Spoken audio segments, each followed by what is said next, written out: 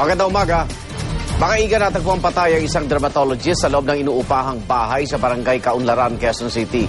Batay sa investigasyon ng pulisya, posibleng nanlaban ang biktima sa suspect. Darito ang report.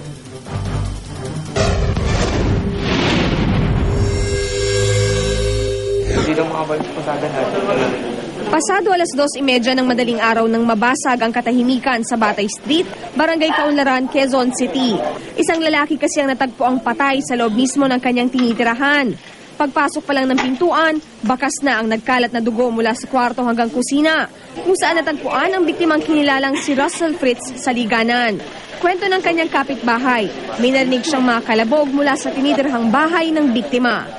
Kalabog lang, tas mahinang boses ng pang babae. Tas matagal-tagal nakalabog, tapos nawala na rin. Pagkatapos nito ay umalis na raw sila, pero laking gulat na lamang daw nila nang pagbalik sa bahay ay bangkay na nang makita ang biktima.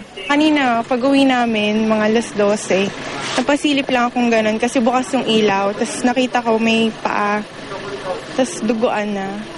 Pagdating ng mga otoridad, agad sinuri ang crime scene.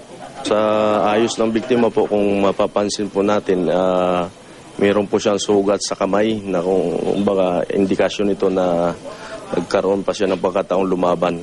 Bukod dito, hindi pa raw tukoy kung sino at ano ang motibo sa likod ng krimen. Sa ngayon po, blanco tayo sa motibo. Pinoproseso pa ng suko ang crime scene po. Para sa unang balita, Victoria Tulad, reporting.